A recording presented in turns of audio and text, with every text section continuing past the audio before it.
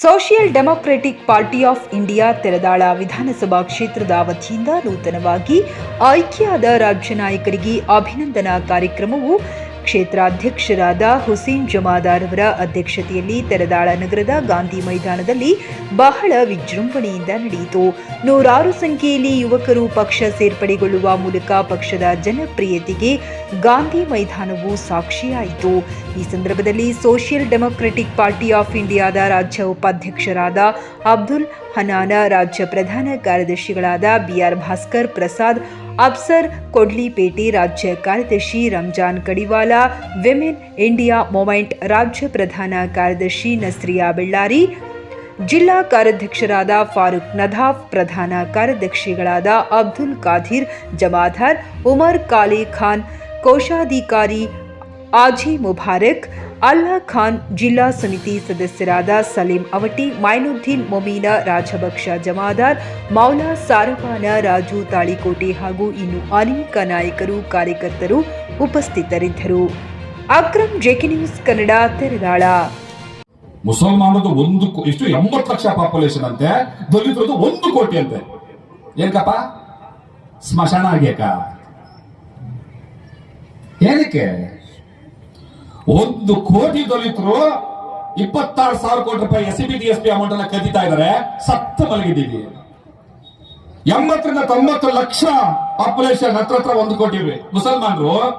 ನಮ್ಮ ಅಕ್ಕನ್ ಕರೀತಾರೆ, ನನ್ನ ಹೆಂಡತಿನ ಕರೀತಾರೆ, ನಮ್ಮ ಮಗುನ್ ಕರೀತಾರೆ, ನನ್ನ ಮಗಳನ್ ಕರೀತಾರೆ.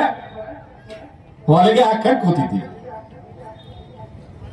ರಾಜ್ಯವನ್ನ ಆಡಳಿತ ಮಾಡ್ತಾ ಇರುವಂತಹ ಮುಖ್ಯಮಂತ್ರಿ ಅಸಹ್ಯ ಒಂದು FIR ಅವನ ಮೇಲೆ ಮತ್ತು ಒಳಗಡೆ ಕೈಯ ಕೇಳಕ್ಕೆ ಯಾವನಾದ್ರೂ ದಮ್ಮುದೆ? 10 ಜನ MLAಗಳವರೇ ಮುಸಲ್ಮಾನರು ವಿಧಾನಸಭೆಯಲ್ಲಿ. ಒಬ್ಬನೇ ಅವನಾರು ಮಾತಾಡ್ತಾವನ?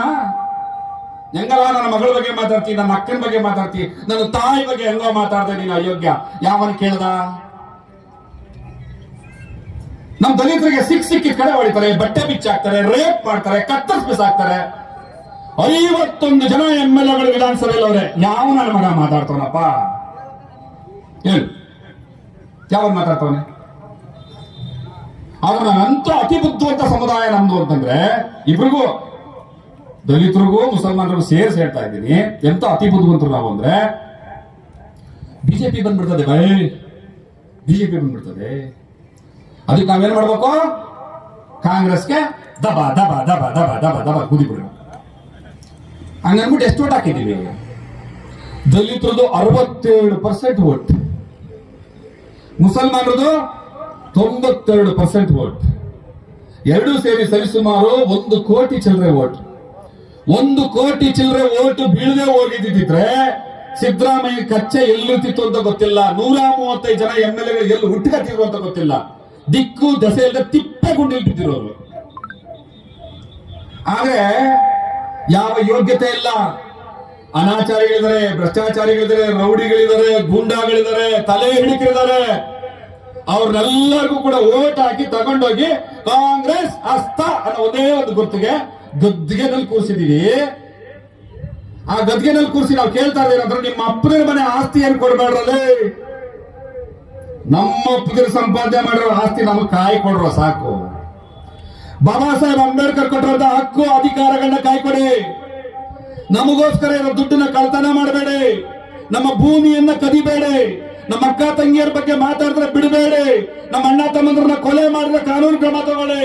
ನನ್ನನ್ನ ಕೊಲೆ ಮಾಡಕ್ ಬಂದಾಗ ರಕ್ಷಣೆ ಕೊಡ್ರು. ಇಷ್ಟೇ ಕೇಳಬೇಕಾಗಿರೋದು. ಅವ್ರ ಅಪ್ಪನ ಮನೆ ಆಸ್ತಿ ಏನು ಕೇಳಲಿಲ್ಲ. ಇಷ್ಟಕ್ಕೆ 1 ಕೋಟಿ ಚಿಲ್ಲರೆ ಓಟನ್ನ ಹಾಕಿ 135 ಸೀಟ್ ಕೊಟ್ಟು ಅಲ್ಲಿ ಕೂರಿಸಿದ್ದು. ಏನ್ ಮಾಡ್ತಾವ್ರೆ? ಗ್ರಾಹಕರ ಸ್ಯಾಟಿಸ್ಫ್ಯಾಕ್ಷನ್ ನಲ್ಲಿ ನಂಬರ್ 1 ತೃಪ್ತಿ ದರದಾಯಕ ಶೋರೂಮ್ ನಿಮ್ಮ SP TVS ಶೋರೂಮ್ ನಿಮಗಾಗಿ ತಂದಿದೆ ಹೊಸ ಮಾಡೆಲ್ಗಳ ಹೊಸ ಬೈಕ್ಗಳು. ರೈತರಿಗಾಗಿ ಅನುಕೂಲವಾಗಿರುವ ಸೂಪರ್ ಎಕ್ಸೆಲ್ ಕೂಡ ಲಭ್ಯ. ಹಾಗಿದ್ರೆ ಹಿಂದೆ ಭೇಟಿ ನೀಡಿ SP TVS ಶೋರೂಮ್ ಮಾಲೀಕರು ಲೋಕೇಶ್ RG. ಹೆಚ್ಚಿನ ಮಾಹಿತಿಗಾಗಿ ಸಂಪರ್ಕಿಸಿ 8494951009.